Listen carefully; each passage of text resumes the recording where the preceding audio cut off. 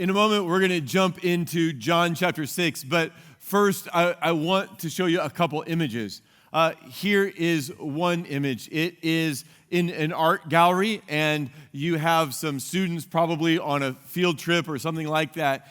This is a Rembrandt. Now, you private school kids, you probably knew that, but us public school kids, we need help, right? And so this is a Rembrandt. Now, I'm not going to criticize these kids. You know, that's the typical thing, scold the younger generation because they're looking at their phones. Because the truth is, I probably would be looking at my phone too if I were in that same situation.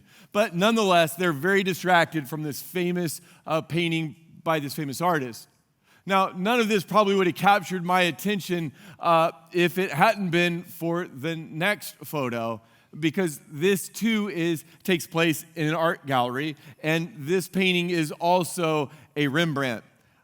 But instead of a student, we have a person who is dying of a terminal illness. And because of a partnership between a hospital and an art gallery, this person had the opportunity to go and see art for a last time before they die. So this is a person who's come here to see this painting to give hope, maybe a hope that transcends their circumstances. So the same artist, right? You got that in both places, both Rembrandts. One group of kids is distracted. The other is there looking for hope in their dying moments. Now, if you're looking for hope in the middle of your darkest time, if you're looking for hope in the middle of the storms that life has brought to you, I've got something better to offer than a Rembrandt. If you're looking for hope, you'll never find more hope that is in Jesus.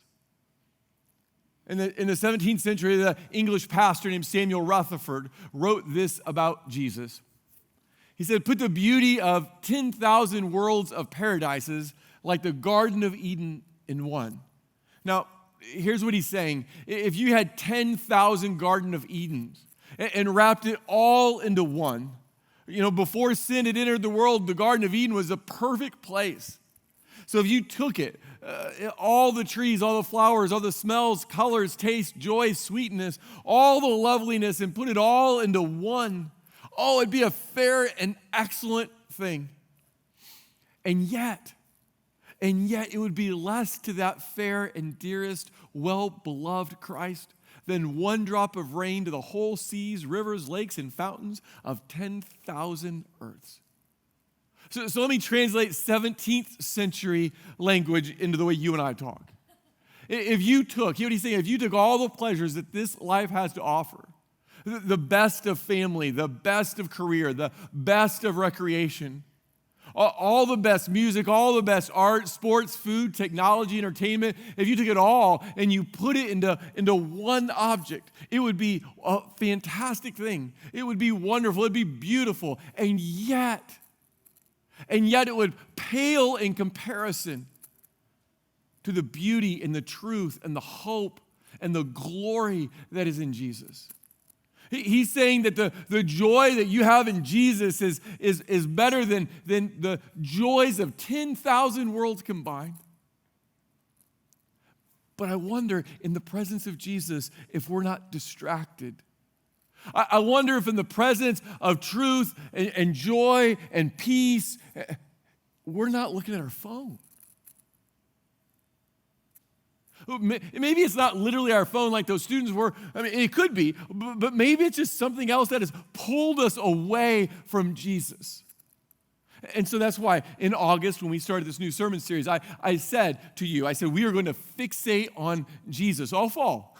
That's what we're going to do. We're going to take our eyes and our heart and our soul and our mind and our body, and we are going to go after Jesus on Sunday mornings together. We're going to obey these two commands in the book of Hebrews, to fix your thoughts and fix your eyes on him.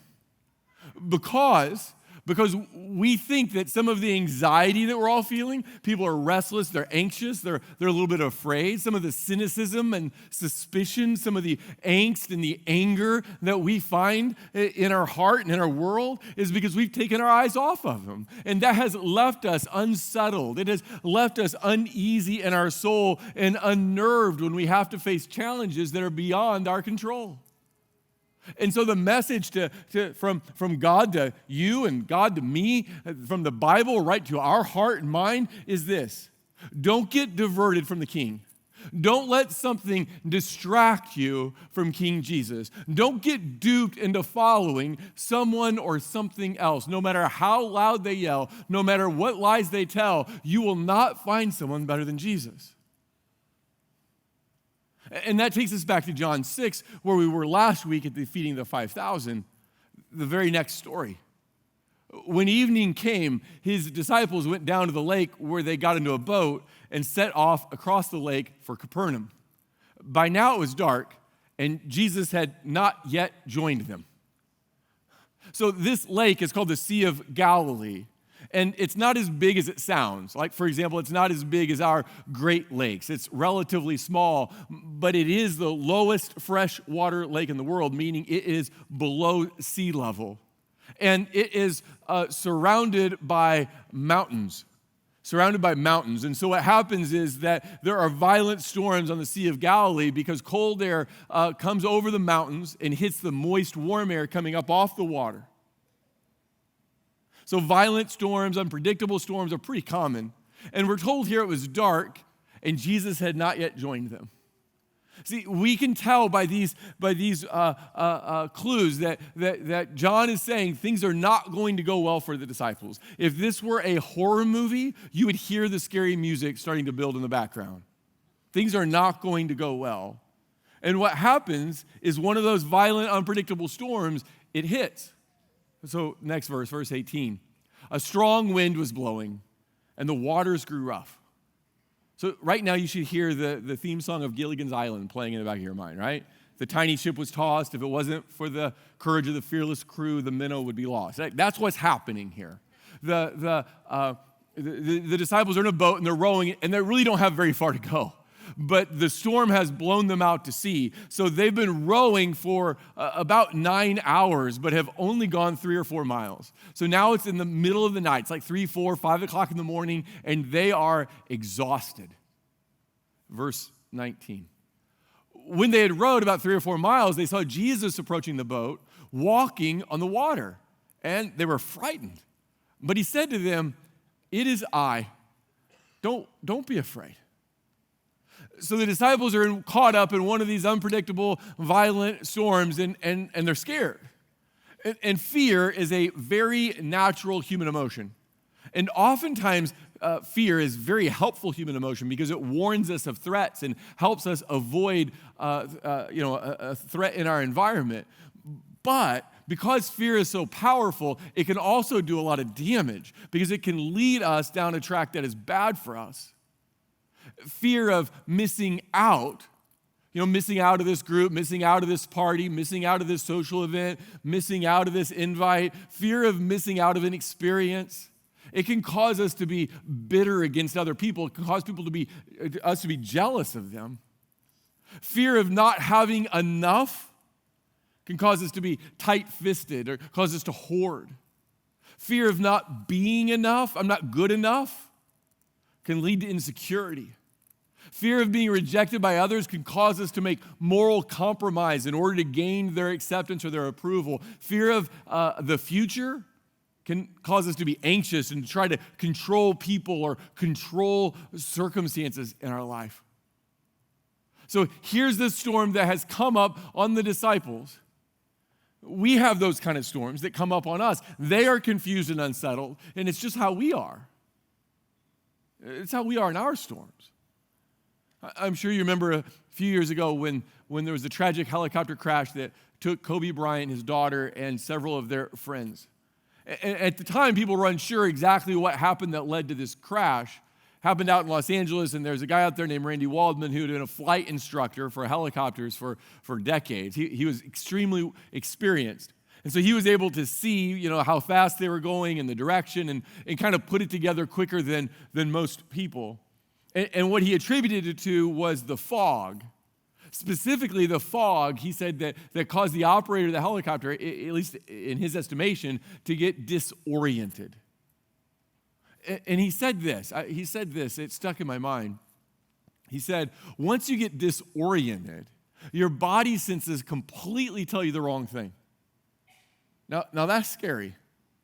You're in a storm, and all of a sudden, everything you've relied on to tell you what is right and wrong, what the right way to go and the wrong way to go, everything you've depended on to make sense out of your world is now telling you the wrong thing. You have no idea which way is up or which way is down.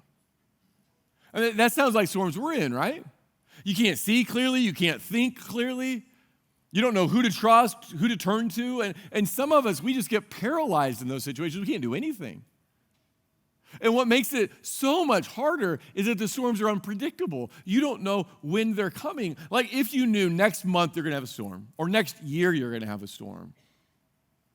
Well, okay, I can get prepared for that. When is it? I can put that on my calendar. I can, get myself ready, emotionally, spiritually, physically ready. But that's not how the world works. I mean, if the disciples had known that a storm was going to come on the lake that night, they wouldn't have gotten in the boat and went out there in the first place. Proverbs 27, verse 1, do not boast about tomorrow, for you don't know what a day may bring. I mean, don't be overconfident about tomorrow, because the reality is that you may think you know what is coming. You may have something written down on your calendar of what's coming. You may have your plan about what's coming. But as much as we don't want to admit it, none of us really knows what's happening tomorrow like we act like we do. We crave predictability, and that is the thing we do not have. There's nothing that's predictable. The weather's not predictable. Problems are unexpected. The future's unknown. And because all that's true, we have high levels of stress and anxiety and fear. And so in the middle of that, Jesus comes and he offers what everyone needs, what we all long for, but that which is so elusive, Jesus comes and he offers peace. Not to solve all the problems, Jesus comes and he offers peace. He says in verse 20, let's go back and look at it. He said, it is I. Don't be afraid.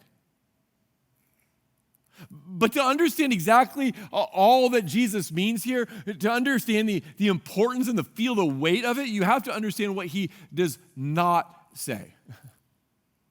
What he does not say. Let's start with that. So Brene Brown, she says that a lot of us make mistakes in how we give advice or encouragement to friends who are going through a storm. So somebody comes and they share a storm with us, and our reaction is like, I'm in the middle of this problem, and our reaction is to go, well, let's find some silver lining in those clouds.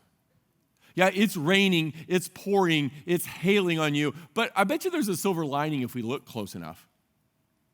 And we think we're helping. Well-intentioned, well-meaning people look for silver linings.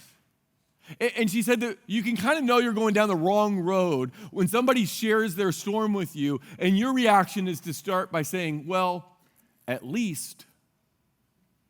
I just had a miscarriage. Maybe somebody that shares that with you. And you say, well, at least you know you can get pregnant. My marriage is falling apart. At least you're married. My son just got suspended from school. At least your daughter's a good student. See, you hear what all those things do? Is they minimize the storm. What they are telling you is, it's not that bad. What they are telling you is, don't be so much drama. What they're telling you is, don't make such a big deal out of this. But that's exactly what Jesus doesn't do. Jesus does not come to them and say, quit making a big deal out of this, quit being so much drama. He doesn't come and minimize or try to find a silver lining. Instead, he comes to them in the middle of their storm, and he comes to you in the middle of your storm, and he says this to you this morning. He said, I know it's bad. I know it's bad, and I know you're scared, but I also want you to know that you're not alone. I'm with you in the storm. I'm with you.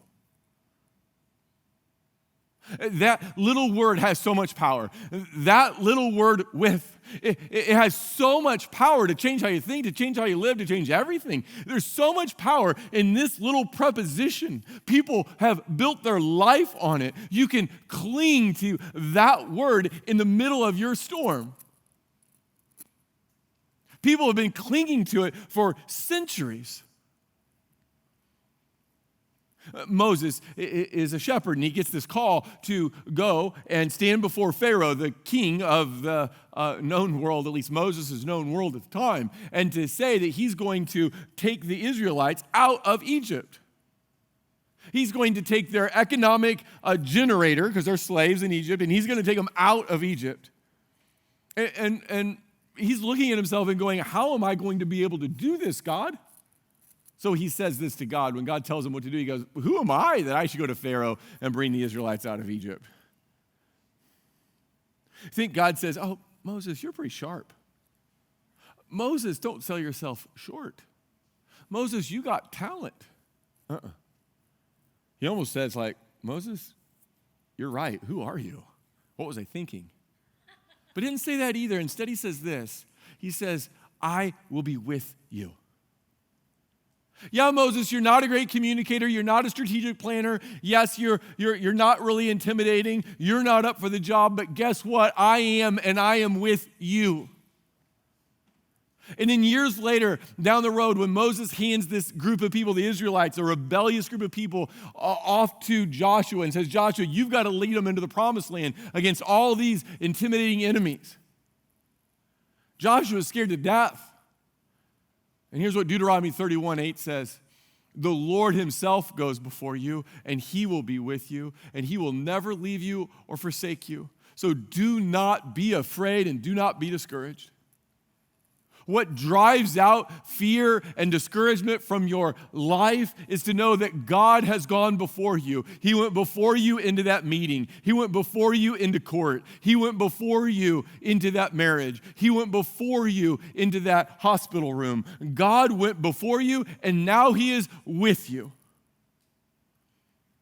One of the most cherished, beloved chapters in the Bible is Psalm 23. Psalm 23. Even though I walk through the darkest valley, I won't be afraid. I won't fear evil because you're with me. So what is the darkest valley that you've ever been in? I want you to picture yourself. Maybe it's happening today. Maybe it happened last month or 5 years ago. Well, picture yourself in the darkest valley. Or picture yourself. Will you picture those in your family or friend group who've been in a dark valley? I want you to see in your mind them in that storm. And when you are picturing yourself, your friends, your family in that darkest valley, do you see that God is with you? Is he in your mind's eye?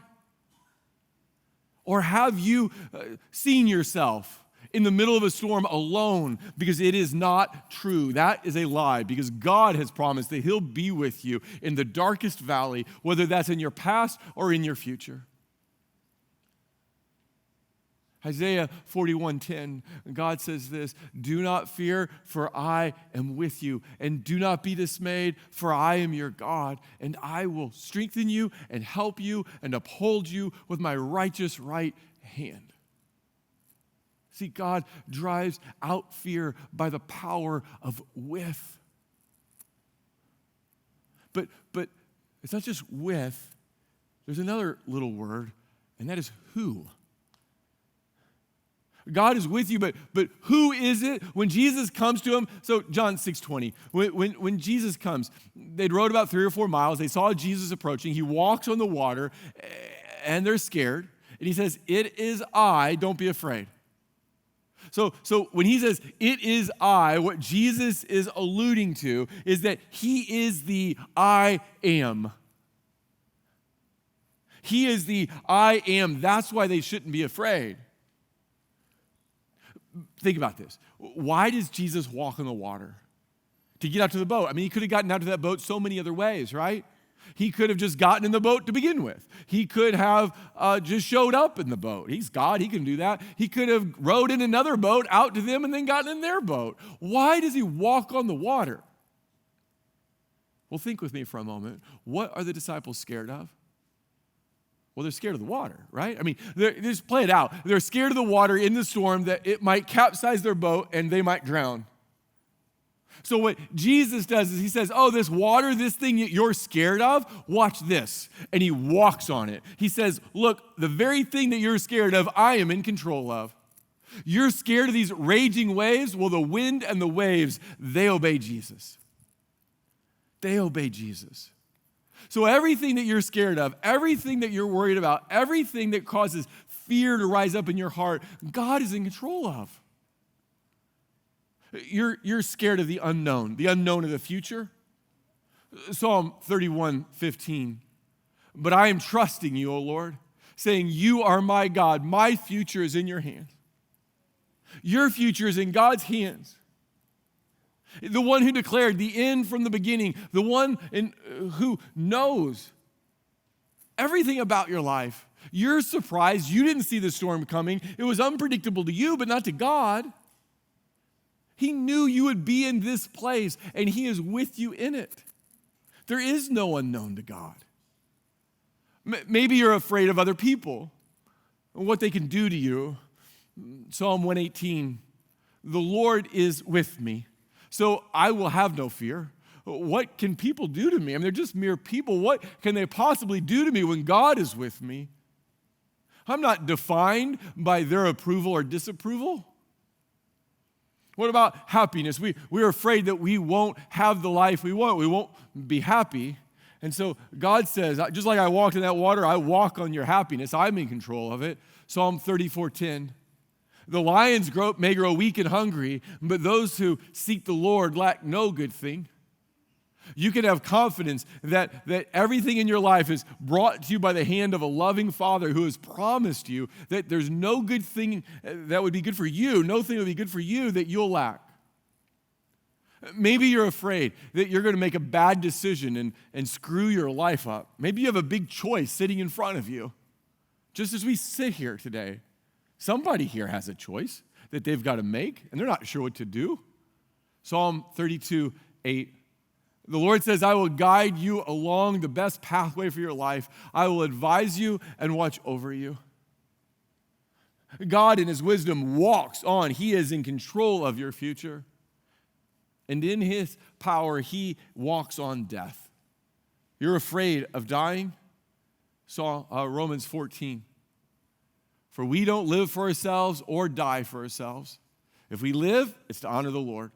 And if we die, it's to honor the Lord. So whether we live or die, we belong to the Lord. Jesus walked on that water, not because he was trying to entertain them or put on a show. Jesus walked on the water to show them that everything they're afraid of, he was in control of. The God who spoke the world into existence, the God who created a planet that was inhabitable, a God who set the sun and moon in place and called the stars by name, the God who delivered Israel out of the control of Pharaoh, delivered them out of Egypt, the God who split the sea and tumbled the walls of Jericho, the God who saved Shadrach, Meshach, and Abednego from the fiery furnace and Daniel from the lion's den. The God who indwelt the womb of a virgin, who walked on water, who fed the 5,000, who healed the blind and the lame, who raised Lazarus from the dead, the God who himself was raised from the dead. He is the one, the true God, the only God that sits on his throne. And he says to you, the I am is with you. Do not be afraid. Corrie Ten Boom is a woman who grew up in Germany during World War II. She and her family, at great risk to themselves, they hid Jews from the Nazis. Eventually, they were caught, and they were sent to the concentration camps. Corrie, not all her family made it out, but Corrie did. Years later, reflecting back on how she handles the things that cause her fear and anxiety, she said this: when I worry, I go to the mirror and say to myself, this tremendous thing which is worrying me is beyond a solution. It's especially too hard for Jesus Christ to handle. After I've said that, I smile and I'm ashamed. Right? Maybe you need to go to the mirror and say to yourself, this cancer is too hard for Jesus. This conflict with my spouse or with a friend or the coworker, it is too hard for Jesus. Maybe you need to go to the mirror and tell Jesus what it is that is too hard for him. Because I think in that moment, you'll realize that nothing is too difficult for Jesus. See, when Jesus walked on that water and came to them in their moment of need, he did not stop the storm. Instead, he got into the boat. He did not take them out of their problems. Instead, he got into the boat with them in their problems. No matter what storm you're facing today, no matter what storm comes tomorrow, know this: the great I Am is in the boat with you. Amen.